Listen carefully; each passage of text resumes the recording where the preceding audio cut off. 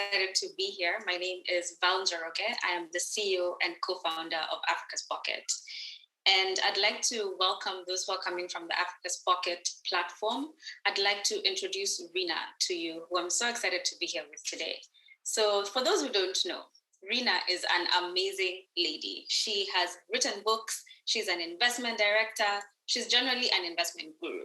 And just getting into a little bit of what she's been able to achieve in her career, she is the founder of MoneyWise and RH Group, and she has written the book MoneyWise, and that was published in 2016.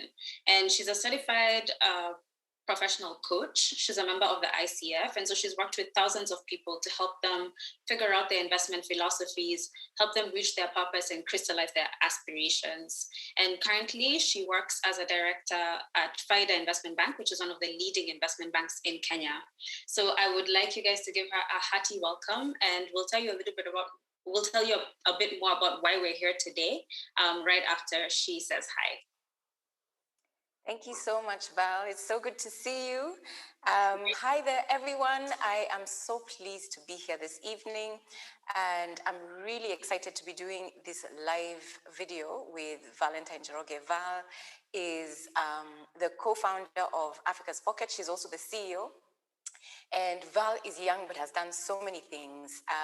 Her career started at Morgan Stanley, and then after that she went to Dry Associates. She also handled special projects at Centum Investments Limited, that you guys I'm sure have heard of, who've done great things.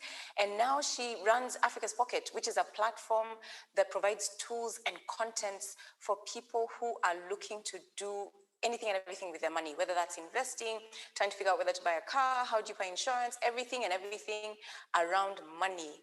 Africa's Pocket does, where education is concerned. So we are having this together to break some news to you, and we are really excited about that. So I'll hand back over to you, Val, and then we can move on to the next segment.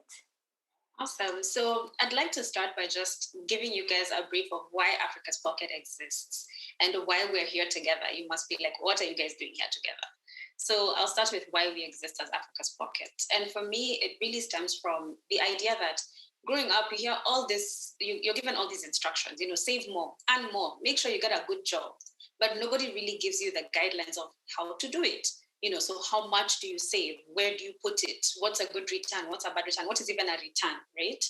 And so what typically happens is you hear all this advice, but you don't really have a way forward. So you end up making these subpar investment decisions. And the result is, in Kenya, for example, a lot of us feel like we're not making progress financially when you look at the statistics. And that's why we exist. Then looking at the alternatives. So the first place you get information is your family and your friends. The second place you get information is the internet.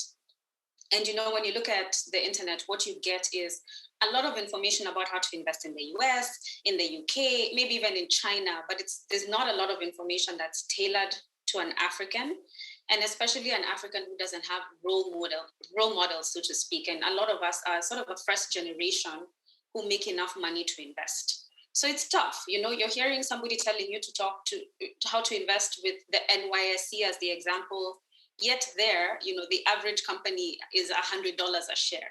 And here in Kenya, our average company is about, 100 shillings a share. It's a completely different ball game. So that's where we exist. We really want to make sure that you have information that considers your context and that takes your circumstances into account. As Africans, we have different responsibilities, different things we're doing. So we really wanted to take you away from situational stories, anecdotes, and instructions to giving you more of guidebooks. And we've done this before. We have a few courses that have worked, and we've leveraged our expertise. Like Rina said, I have a background in investments and a few years of working with technology companies. And then we have also validated this by going to some of the world's best institutions to make sure that what we're telling you is not only practical, but also theoretically correct. And so now we're so excited to partner with experts like Rina to bring you even more of this kind of content and to allow people to go much deeper. You can't know everything. And Rina experience shows that she knows a lot about investing. So better for her to tell us than for me to go and try and figure out every single detail, right? So I'm super excited to announce that we'll be working on a course together where Rina will be going very deep into investments. She'll be giving details, getting extremely practical. And it's interesting that the journey started in October of 2019. So you can imagine how much work we've done to make this amazing. And I'd love to hear from you, Rina. Why are you doing this? Why are you putting a course together for people? Yeah. So first of all, I am so passionate about helping people become unstuck where their finances are concerned. And because of a journey I went through myself, just making tons of mistakes, and also just interacting with others who I have sympathized with. You know, I've been in the investment field for over 17 years now and interacted with so many different clients from so many different backgrounds, and actually wondered, where do people actually get information from to be able to make informed decisions with different investments. And so I started a journey a couple of years ago, I think 5 years ago now, wrote a book, I've written so much content and done videos. And I was like, you know what? I want to be able to help as many people as I can. Yes, I'm a certified coach, but how many one-on-ones am I going to have? Even if it's group sessions, I'm limited. And I felt that I'd like to take the time to put down content. And it's so interesting. You came into my life when I was trying to figure out how can I, because IT is not in my blood. Like I don't even know platforms, and technology is just something I struggle with. And so when you reached out to me, it was so interesting that at that very time, I had actually already started conversations with other people, sort of to explore how can I have a platform that enables me to educate people as far and as wide as they are, and give them tools and practical examples that they can apply in their day-to-day lives based on the different experiences I've had, experiences of those I have worked with, and go deeper into helping people understand what to watch out for, what not to. You find people who, I met a certain lady that I was coaching who was in her 60s, and I was trying to help her to put together a pension account for her that would serve her to retirement. And Val, would you imagine, this lady had taken time and invested, but the problem is that she spoke to an agent who worked at an insurance company. She had 3 insurance policies, 3 of them, and land in several places. And I was like, at this age, you need cash flow. Yeah. And so those sorts of stories make me feel so angry and break my heart, because I'm like, surely she should know. But really, the truth is, if there's nobody to teach you, then how will you know that sort of story? Or, the detail of what you need to do.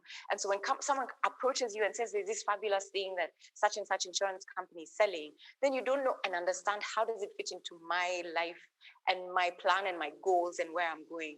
And so that's why I said yes. And that's why I'm so excited to be able to do this with Africa's Pocket. And guys, that's why we are here this evening, to announce that we are actually at the tail end of putting this course together. It's been over a year of back and forth and trying this and the other, and trying to figure out what content works and how to create even case studies that are helpful. And we are so excited to announce that INVESTABLE is the course that we are launching, is now born. And this is the first announcement that we are making publicly, to share that we have come together to put this course and to bring it forth to you. And we are so excited because we'll be launching it towards the end of March. Yeah. Yeah. It's definitely the countdown. And like we said, we've been working on this for a long time, and today is really about you guys getting to know us better, getting to understand our philosophies, so that you can even understand, sort of the approach we'll take within the course. And then, of course, there's quite a lot happening right now in the financial industry. There's been GameStop, there's been Tesla, there's been Bitcoin, there's been what? So people are very curious about investing, and we thought that this is a great opportunity to talk about it and to really get to hear, what are you guys wondering about? So before we get to your questions, I just want to segue the conversation a little bit to give it some foundation. And I'd love to start by asking you, Rina, what some of the misconceptions, the common misconceptions we hear about investing are. This is, something we've talked about often, but I'd love you to tell us what you think as well. Yeah. So I think the first misconception I find is people say, I have time. I'm only 27 or I'm only 30. I have so much time. And people sort of just push back the decisions and they're like, let me just enjoy what I have now. I'll eventually get there. But you and I know Yeah, the truth is that the earlier you begin, you know, the better. the better, the faster you get there with such little effort, you know, because if you wait until you're 40 to begin, then you lose out on a lot of opportunity to compound your growth. I think the Your second growth. misconception is I don't earn enough to invest, or I need a lot of money to be able to start. Um, and you know, a lot of people feel, you know, unless I have 150,000 or a million shillings, I can't begin investing. And yet, there's investment options that are available that even with 5,000 shillings, even 1,000 shillings, you can begin. And a lot of people get so shocked when I say that because they're like, "What? With 1,000, there's something I can do with my money?" I'm like, "Yes, there is. You can always There start is. wherever it is that you are. It doesn't really matter. Obviously, you need an income, but as long as you have an income, you can. There's an option for you.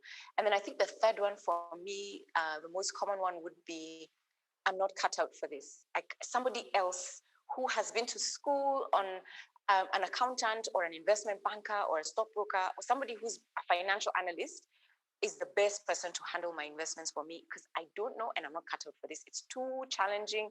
It's too difficult for me to understand. So that those would be my three. It's too complex. You usually hear about, like those guys, the way they do those investments over there. It's such a, Yeah. people put it out to be such a foreign thing that's completely out of reach. And, I guess that's why we're here, right? To really break it down, make it simple, make it tangible. I think something that you haven't mentioned that I personally struggled with a lot when I was starting my career was that the idea that you need to have so many investments. Like you need to be saying, I have this and that and that and that and that, and yet you can have three and you're comfortable. Like you don't have to do everything that you hear about. Just because everybody's doing legs, another person is doing Bitcoin, you don't have to keep going with the wave, right? As Yeah, we but had some the thing with that, though, the thing with that is that you feel like you're missing out on something. You know, you feel like, exactly. oh my gosh, I think I need to be doing something. Like quail eggs was one of those where you're like, okay, I think I need to be at least researching on these quail eggs because I might be missing out on an opportunity of a lifetime. I think you said it's spot on because honestly, like with what's happening right now, I had FOMO. I truly had FOMO for these US stocks. But Yeah. I think we'll talk about what really are the steps that you should be taking before jumping into the investment deep end. And I can let you lead with that. What are the steps that we should be taking Yeah. to So the avoid this? first to start to begin. Head start ideas, exactly. Yes. And to avoid So I jumping think around all over the place. Great. So I think the best place to start so that you're not, sort of just running about and trying to get everything that comes your way is begin by thinking about what kind of life do I want to live? What's the sort of thing that I want to do with my life? And what are my goals that are aligned to the kind of life that I want to live? What are those things that are important to me right now? What are my basic needs? What are the things that I must be able to afford? And I think secondly, you want to also look at what kind of lifestyle do I have now that I want to maintain for my foreseeable future? And then what am I dreaming about? What are those things that I want to be able to achieve? Whether that's supporting a certain cause somewhere, whether that's traveling every year or doing some interesting things that for you are a dream. And once you figure that out for yourself, then you're able to start thinking through the investment options that you can consider. So once you understand who you are and what you want to be able to achieve, then you know, okay, this is the time horizon that I have. This is the amount of money that I have. This is my circumstance. I'm a mother of two, I'm a single mom, or I am married with 5 children, and you accept your situation, because I find that a lot of times people look at others and they're like, yeah, that's the kind of life I want to live, and yet they don't really accept the situation that they are in, because the kind of choices that we make of the different investments will be dependent on our life situations and circumstances. And so the amount of money I have, my different responsibilities, the kind of dependence that I have. All those things are factors that I need to consider. And then I start thinking, okay, where's the place to start? I know what my goals are. I know what I need to start. Where do I begin?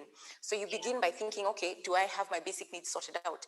And where can I start to save so that I ensure that my basic needs are taken care of? Which is, one of the places we start with the course is understanding what are the safe places I can invest my money, because my goal is not return, my goal is safety, and I need a safety net. And so we actually go through the different investment options. So I'll give one example. Maybe I can give two examples. So for your first sort of safety net, you're looking at something like your money market fund and a fixed deposit account, for example, and or a savings account, and you can decide, look, I need a safety net of a certain amount of money. One is for my emergency fund, and I want to save my 3 months expenses in an emergency fund where I make sure that at least my peace is upheld. Should I lose my job? Should something happen that is unforeseen? I have a certain amount of money that can cater for my expenses for the next 3 months. So where do you put that money? You can put that money in like a dollar account or a fixed deposit account in Kenya shillings or in the currency of the country you're in, or you can invest in a money market fund that gives you a slightly higher return. So that's just an example of where you would begin. So you begin with the basics. Once the basics are covered, then you can start going into more exotic, higher risk type opportunities once your basic needs are sorted out. But I find that a lot of times people will come and say, look, I've actually borrowed money. I don't have any savings, but I've borrowed money because I've seen an opportunity with Engine. This is just an example. Yeah. It's so low, it's government owned, it's never gonna go under, and I want to borrow 2 million shillings and put it into Kengen to invest. Oh, Lord have mercy. And you don't know where rent is coming from. I'm telling you, if you lose your job, right? I've watched a very wealthy man who was ranking top 10 in the shareholder lists of several companies in this country move from that level to handouts because of taking loans to invest in the stock market. Can you imagine? That's incredible. That's crazy. I know. Yeah, so that's that. We don't do that. You cannot do that. You can't take that sort of risk without making sure that there's certain things that are taken care of. And so we go through the detail of how do you think through the basics. Okay, so these are my safety net. This is the kind of life I want to live and I want to sustain it. So what should I invest in? And then this is my dream. And so for my dream, what should I be investing in so that I'm able to achieve it? Yeah. Yeah, and I wonder, is there anything in between? Where do you think about things like vacations and taking my kids to a better school? Is that where you invest in things like Bitcoin and GameStop, or is there a different category altogether for that kind of thing? Yeah, I think it's. I would think about it very simply and just the 3 levels at this stage where. If I want my children, so let's say my children right now, elementary, primary school level and kindergarten. So for me, right now, my thoughts are high school and uni.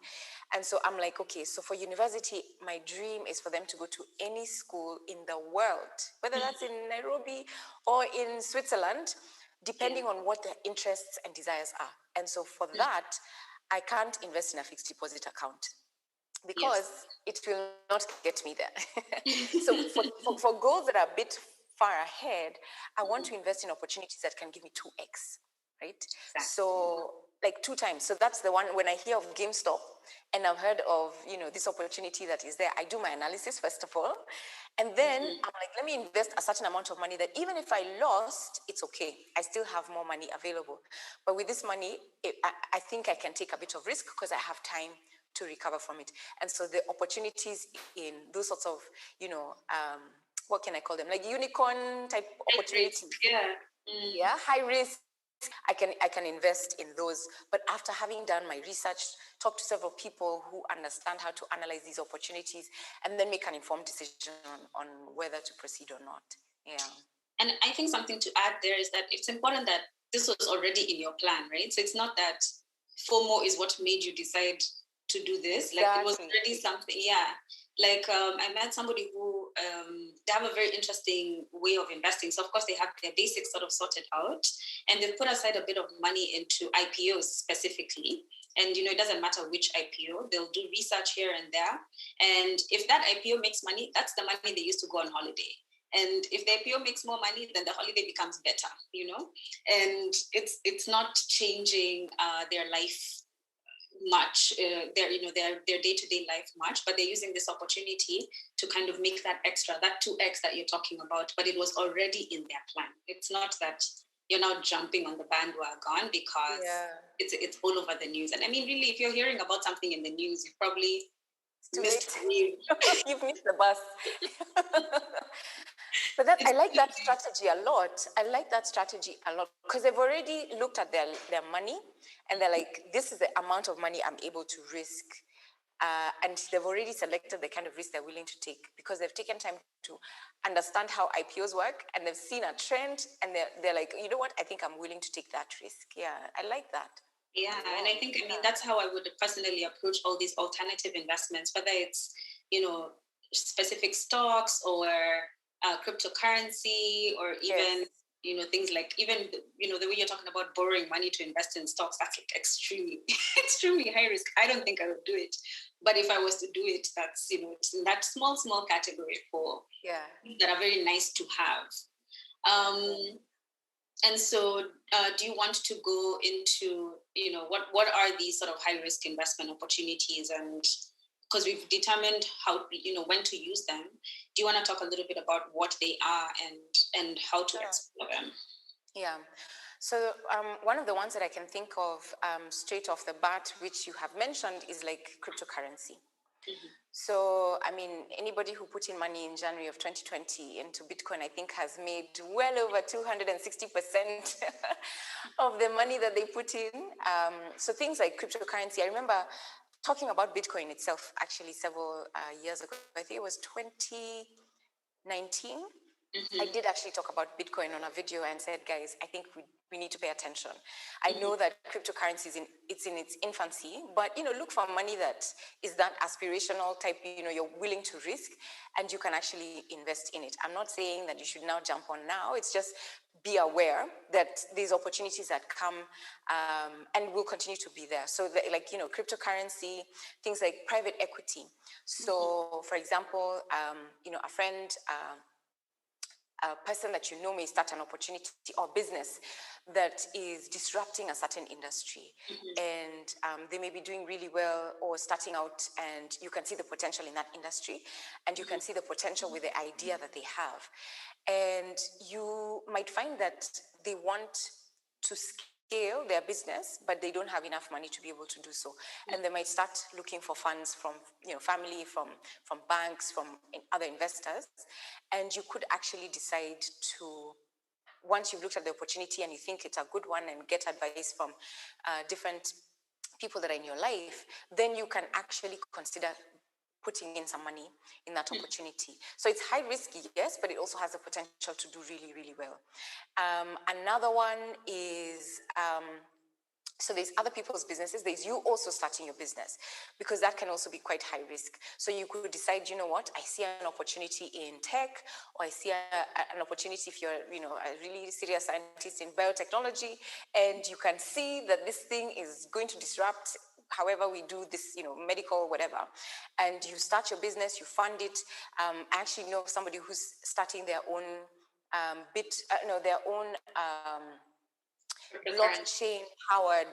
blockchain-powered real estate investment opportunity. So they're splitting the units into very small units and using blockchain technology to then sell small fractions of the real estate, making it available for young people to be able to invest. So that's real estate, yes, but the model is so different from what we know. It could either work or it could flop. So that's an example of something that's just so different from what we know, but it's an opportunity that you could potentially jump on.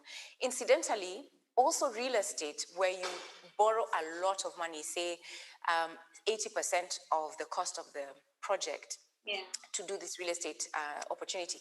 That's also a high risk that can also give you really, really good returns, particularly if you go for low income to middle income type of units that can actually give you fantastic returns later on. So those are just a few examples of some things people can do that are high risk, and potentially high returns. I like the potentially. Potentially. Because that's the big asterisk that you have to think about.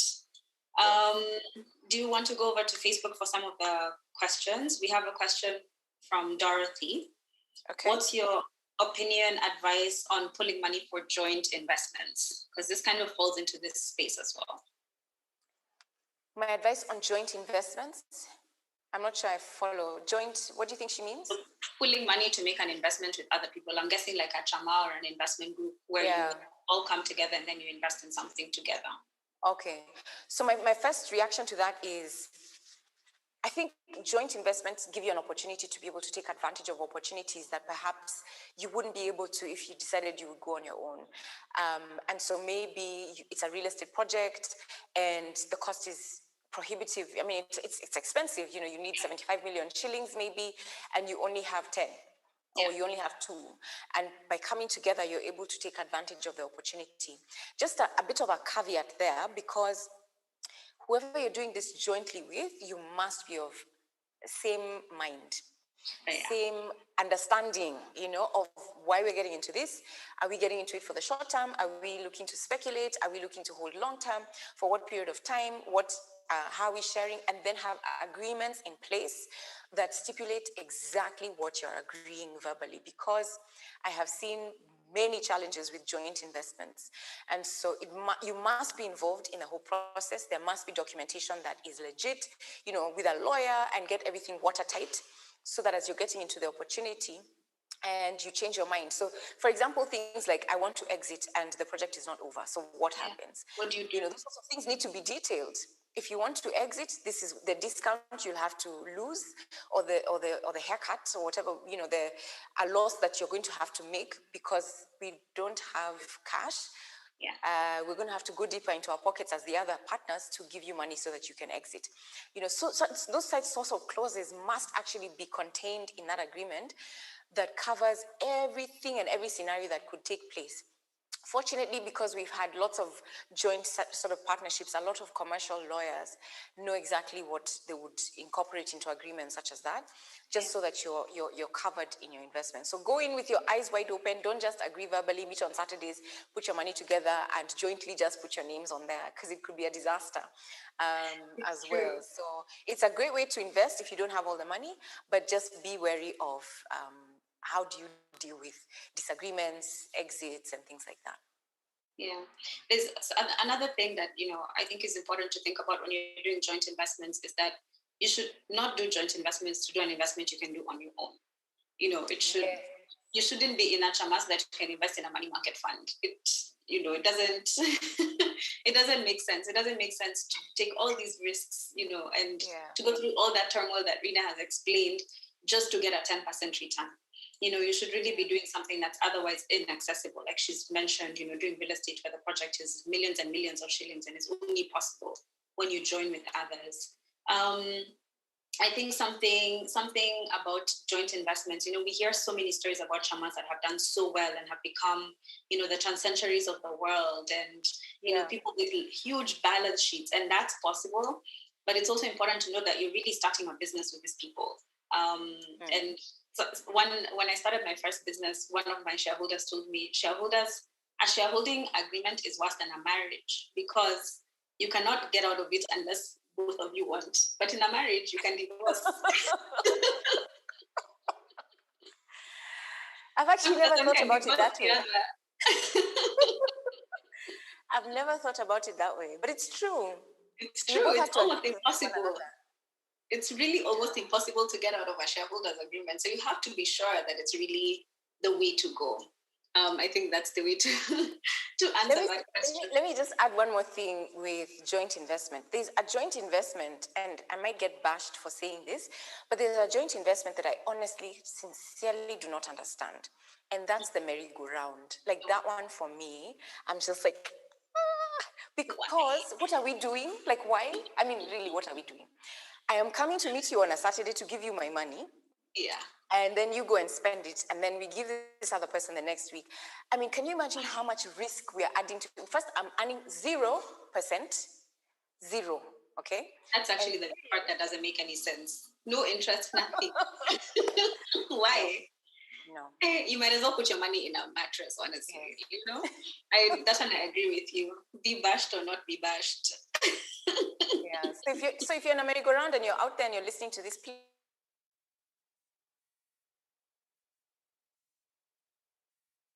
find another way to save money. But the merry-go-round doesn't make sense. Yeah. My internet says it's unstable. Can you hear me? I think we've broken up a little bit. Okay. But you can hear me now? Yes, I can hear you now. Okay. I see someone saying, do you have a video explaining Bitcoin or cryptocurrency? I do actually. Do you? I don't because I have stories with Bitcoin. I have some stories with Bitcoin. So it's one of those things that we have a love-hate relationship because I got into it without really understanding it. Now I get it a lot more. And I got lucky the first time and the second time it didn't do well. And interestingly, my partner also invested in Ethereum, which is an alternative cryptocurrency. Yeah. Yeah. And he invested in it at one of the peaks, around 2018, there was another huge up with crypto. Right. And there's a huge spike. And I think at that time, Bitcoin was about $20,000 for one Bitcoin. And he decided to buy Ethereum because it was like the less popular one. And the price stayed, and he bought it at 350 pounds, one Ethereum coin. And the price stayed at that 350 pounds for 2 years. So I think something else to know about these investments is that sometimes you do need to have, I don't know if I want to call it a long-term view, but you do need to be able to wait it out to really get the advantages here. So it's not a make money overnight type thing. The people who do make the most money have been there for a long, long time, So that's just something to say. But yes, there is a video on cryptocurrency. It's on your YouTube page. It is. I will share it. I'll come back and share it to the person who's asking.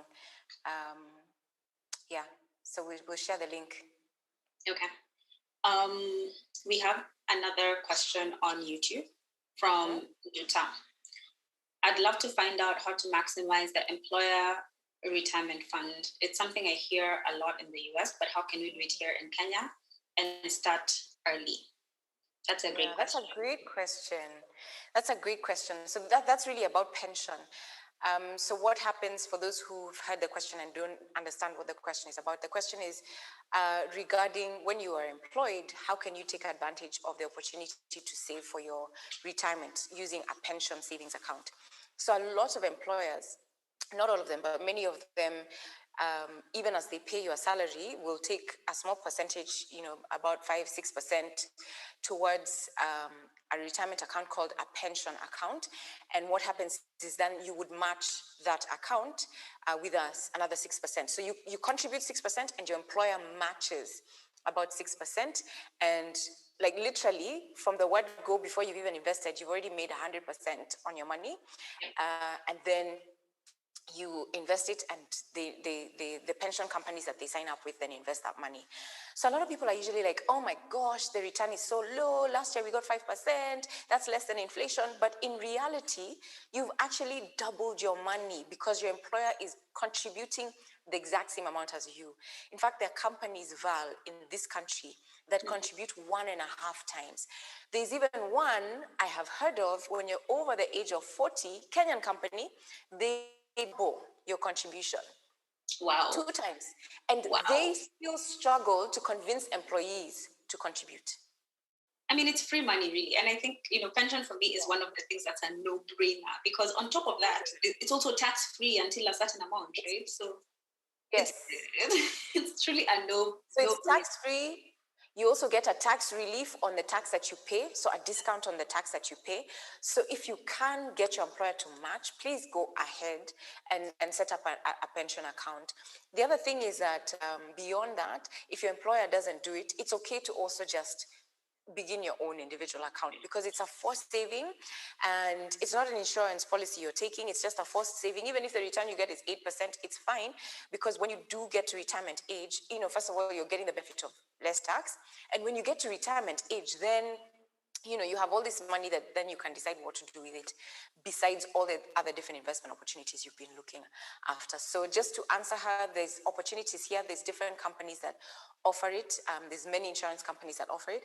My suggestion would be, instead of going directly to an insurance company, perhaps consider going to a pension administrator. People like Zamara, Octagon, N Wealth. Those are examples of pension administrators who work with various insurance companies, because they will not be trying to sell you something. They will listen to what your needs are. Yeah. And then they'll be able to see which offering matches your needs. I find that that's an easier way to go. And then you're sure that you're getting the best option, as opposed to having a sales agent sell you something that you don't need. Yeah. Yeah. And you can find out who the administrators are on the Retirement Benefit Authority website, right? And the RBA website. So you'll be able to find a list of everyone that you can talk to when it comes to pensions. But yeah, it's a no-brainer. It's something that you should definitely negotiate as you start new jobs, even in your current job. Find out how much more your match can be, if that's something that you can negotiate, and make sure that you're actually doing this. It's a life hack, really. Yeah. Martin Y from YouTube asks, what should we expect in the course? Okay. Yay, I like the question. Thank you for asking the question, Martin. Thank you, Martin. So what to expect in the course? So the course is, so first of all, it has 5 modules or 5 chapters. It'll take about 5 weeks for you to do. And so we begin from the basics of, where do you start? How do you think about your big why? And why is it important to think about your big why? A lot of times people are like, oh my gosh, I'm really struggling to become financially disciplined. And I'm struggling with this thing that I've been trying to do for a long time. And the reason we struggle is because we don't quite know what our big why is. And so we go through exercises where you discover your why, your values, and then from there move into looking at how can you actually invest and think about investing based on your goals. So what are the goals? We have a tool to help you figure out what those goals are in a systematic manner. So it's a great framework to think through your goals so that you don't miss out on anything. And then from there, we take you through the different assets, right? The asset classes. What cash and cash-like assets exist for my basic investments? What stocks and how do stocks work? What are they? What are the red flags to watch out for? How do I invest? What are bonds? What are corporate bonds? What are commercial bonds? Where can I get them? How do I apply? How do I get a treasury bond, for example? I did a video on treasury bonds and everyone was like, oh my gosh, is it that simple? It's that simple. Yeah. And we give now the detail of the how, including links of where you can download the form. We have downloadable documents or ebooks that you read deeper into the different subjects. And then we have bonus content as well. For this class that's beginning, we have bonus content around real estate. So we have an interview with a real estate expert on how do you take advantage of low to middle income real estate opportunities, and how can you start with not so much money, and just what to watch out for, how to buy on plan, and things like that.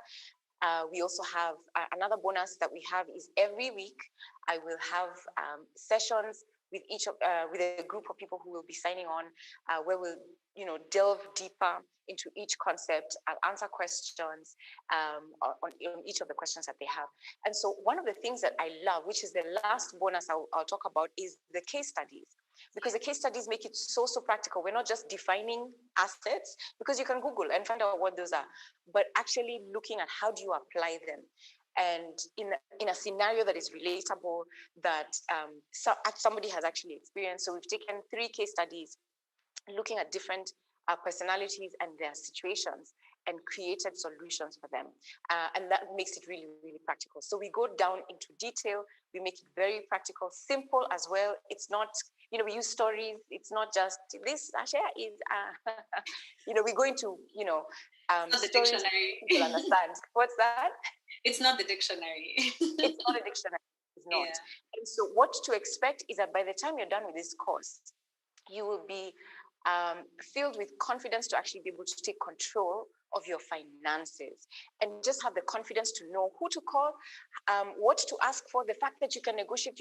When you're confident about being able to invest, I mean, it changes your perspective. It changes the way you relate with a sales agent across the table, whether that's a stockbroker, an investment banker, an insurance agent. You know what you're looking for. You know what red flags to watch out for.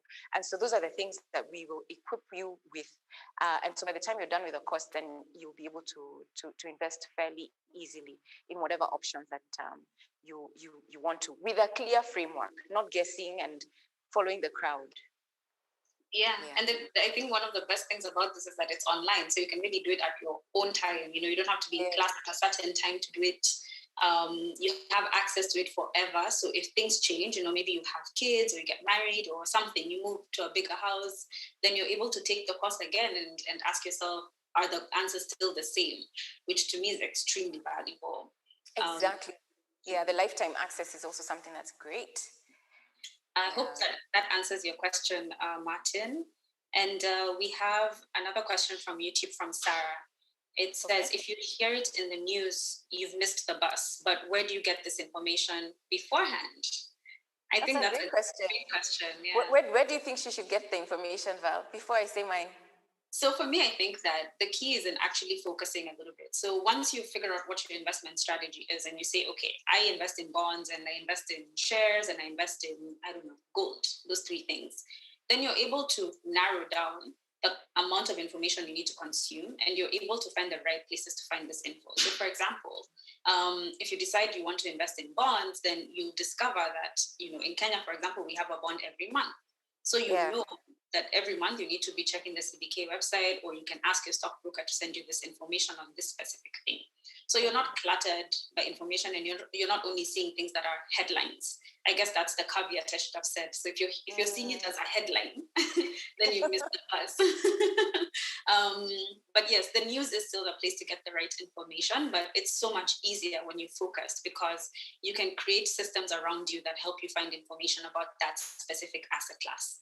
And I think that's where we're trying to get, that's kind of where we're trying to get you, where you know what you're looking for. Yeah, I agree 100%. And also networking. I think, and when I mean networking, it's with people who are, have their ear on the ground on what's happening, they have their pulse.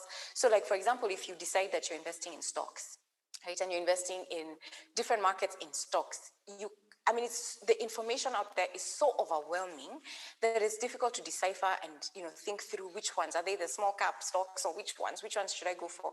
But when you talk to analysts and decide these are the people that I will trust, or you can decide, what, I'm going to sign up for a Google finance account and pay them whatever it is I need to pay, and just consume that content only and decide who you will listen to. If it's stocks in Kenya, for example, you would then decide, okay, these are the three people who are in stocks. This one is an investor, this one is an analyst, and this other one is probably another analyst with another broker, that you can just call and say, what do you guys think about this? Am I seeing something here, or am I dreaming?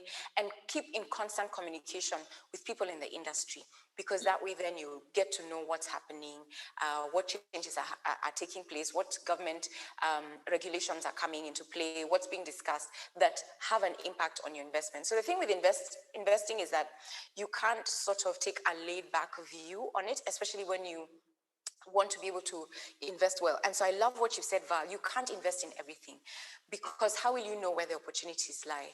And I remember, some time ago, I decided, what, I want to invest in real estate, but I can't go and look at a real estate project and be like, that's the one I want when it's complete. I want to be able to get it at a really good price. Mm-hmm. And how do I get it at a good price? Look for developers. And so I started a journey looking for who can I trust that I can walk a journey with. And so I went around and decided on this particular investor in real estate, a developer, because I had seen track record, and sat with them and told them what my goals are. And they were like, okay, I'm small compared to the kind of stuff they do, but I was like, would you mind walking this journey with me? And you'll be amazed at how much people are willing to work with others. Yeah. And so I shared, when you're having your next project, please let me know so that I can come right in with you early enough. And do you know that from the beginning, he said, what, don't worry about it. I've actually identified the land. This is where it is. And as soon as I've figured out what project I'm going to do, I'll let you know. And so he got in touch with me and said, somebody's going to call you. We've actually decided. And so they decided they were going to do some apartments, 2 bedrooms. And he said the early bird price is 6 million shillings. And I was like, okay, that's fine, but what's the return expected from rent?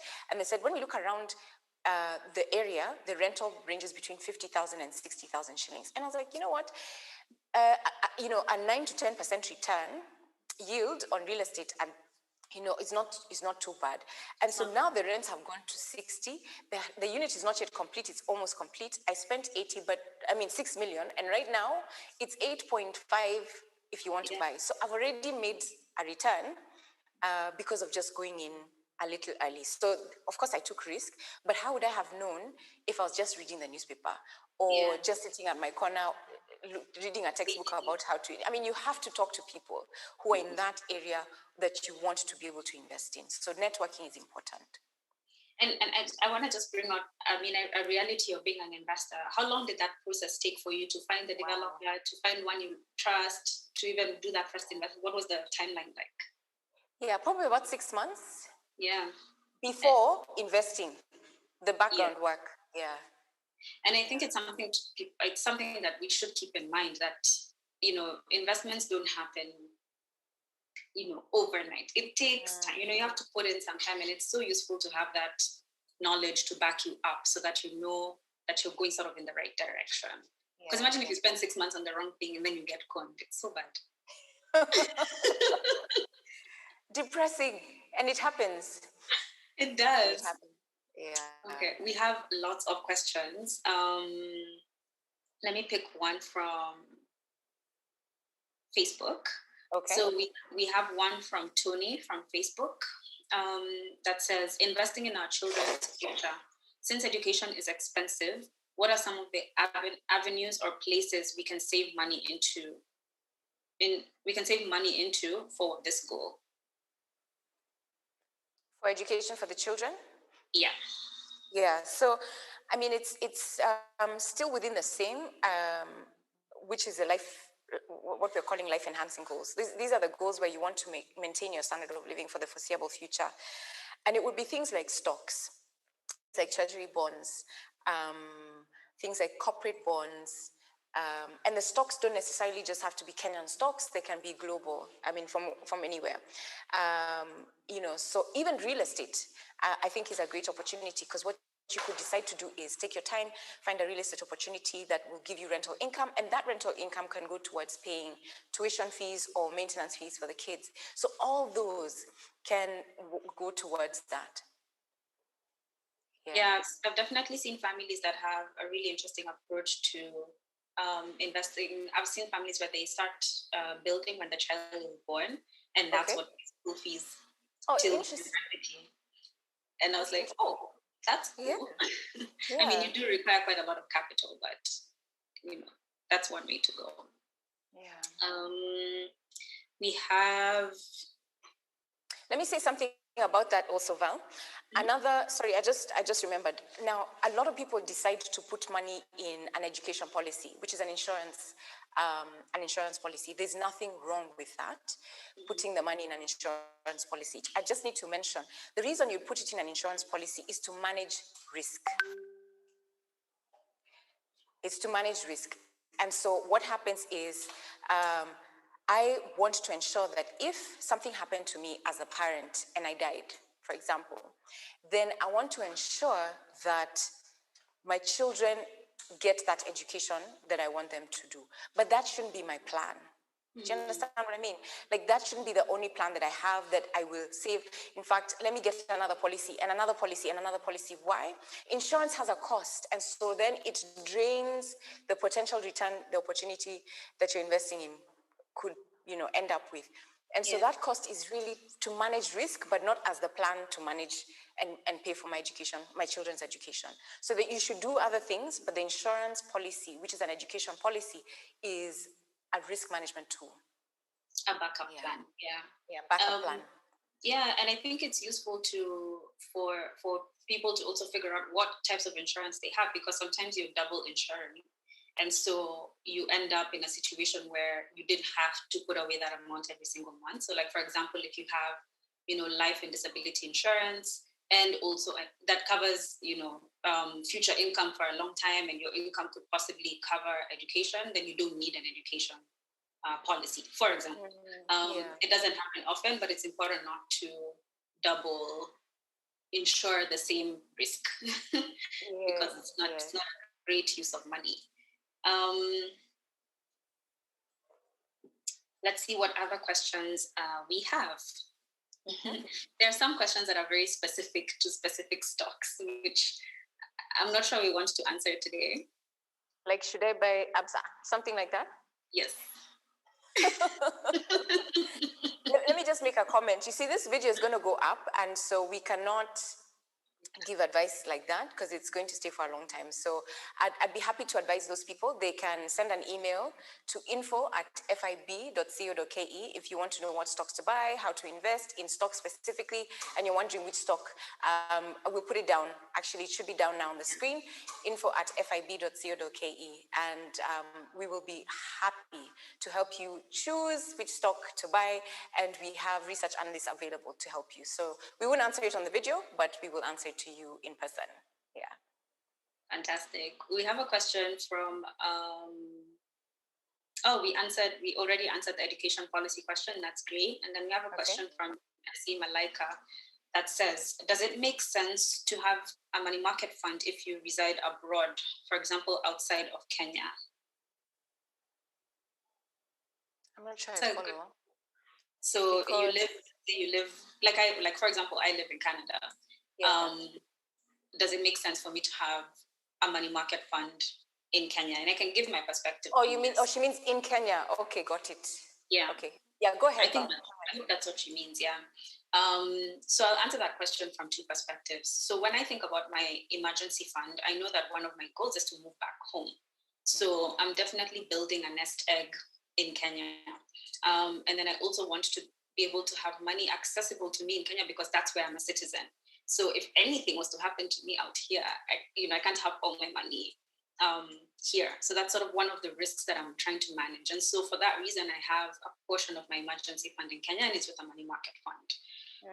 But if you are a Kenyan who's decided, your life is in some other place and you live there and you don't have any plans to move back, you don't have ties, you don't have any dependents and that kind of thing, then you have to really consider the currency risk, because if you earn in, let's say, US dollars, you spend in US dollars, everything you do is in US dollars, then why take, this additional risk of Kenyan shillings? And if you are going to take that risk, I don't think a money market fund is the best way to do it. There are other more efficient ways to invest in a different currency. So I would just think about, it goes back to what are your goals? What are you trying to achieve, right? And so what instrument makes the most sense for you? Let me make a comment there. I once spoke to a professional footballer who was my client, and he was wondering how to manage his dependents. So he lived out of the country and had dependents in Kenya. And he's like, by the way, I keep sending money. I'm like, you know what, listen, it's okay to send money, but open a money market fund account and just keep funding it every time that is convenient to you, so that it's not just for needs and it's all the time you're sending through Wave and all these different apps, so that then it doesn't cost you very much. You're doing one transfer, and you're also saving, and it's earning an interest. And so when mom, sister, brother, son says, I need money, then you're not paying from the country you're in. You're actually just sending an email to the money market fund, the asset management company that holds the money market fund, to your account in Kenya, and from there then you can distribute the money as you please, because the money is earning an interest. So those who have dependents in their home country, I think it's a great way to have an emergency fund to manage that those dependents. Yeah, I mean, if you do business, if you spend in that currency, it makes a lot of sense. To have both.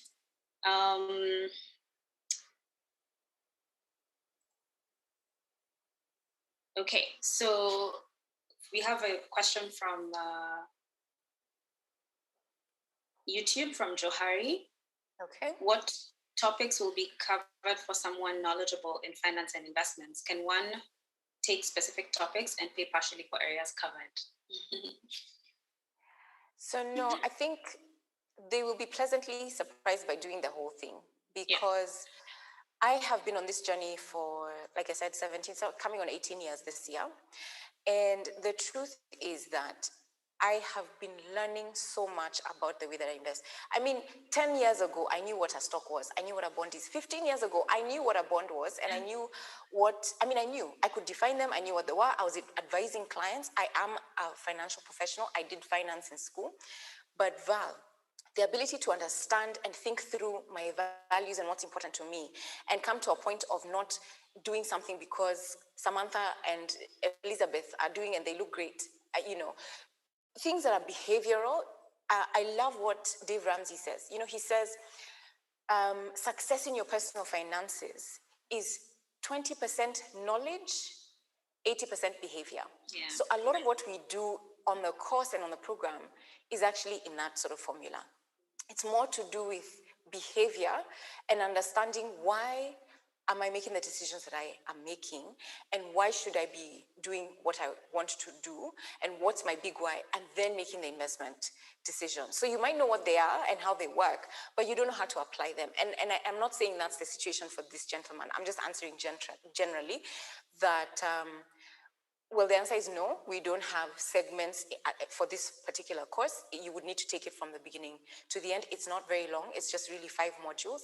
And you can pace yourself, and within 5 weeks or less, you can actually be done with the course. Yeah. And I mean, I have to add to that. I also used to think I knew everything when it comes to investments. But when you look at your portfolio in action, this is what I earned and this is what my portfolio is today.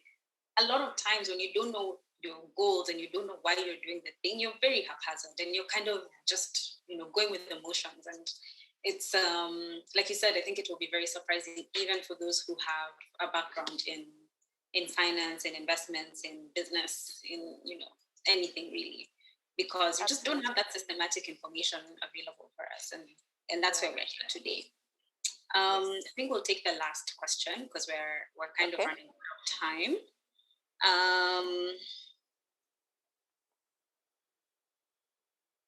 Let's see.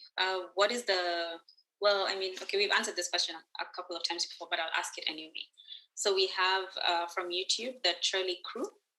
What's the minimum amount you need to buy bonds, and do you include money earned as interest when filing your annual tax returns? Okay, that's a great one.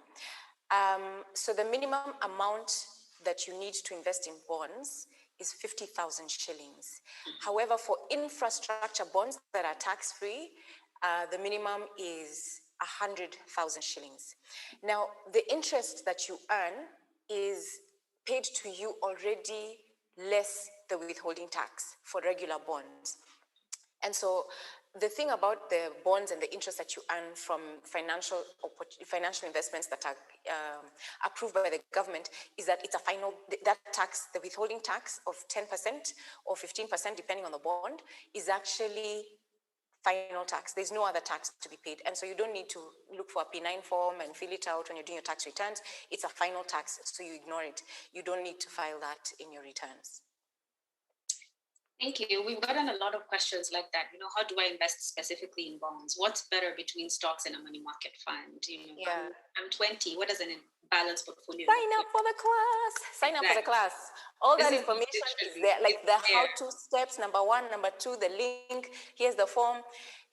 Everything is on the course. Everything is on the course. It's really there. Yeah. Absolutely. It's so comprehensive, guys. Like, we really, really get detailed into even showing you what that form for the government bond looks like, what to put where. It's quite detailed. So really, if you're curious about what to do with your investments, how to invest, and even figuring out what those goals could be, because the problem sometimes is even you don't know why, what you're doing with your money really, right?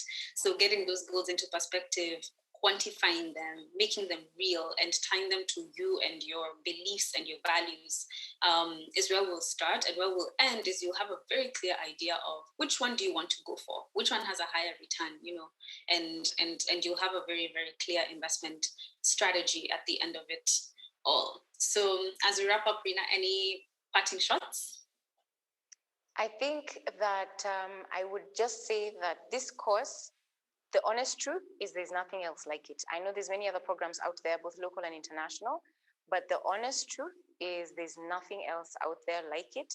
And we have been here for a long time working on it. And, both our backgrounds for Africa's Pocket and MoneyWise have been on this journey for such a long time. And so we have a wealth of experience, and we will both be available to answer any questions that people have throughout the program. It's not an online program that we're sticking there and, here it is, take care, bye. No, we're walking with you. And even the model which we're using will ensure that there's accountability, that you finish, and that you actually end up with that plan. And if anybody has any questions, we on the screen right now, there's actually our contact.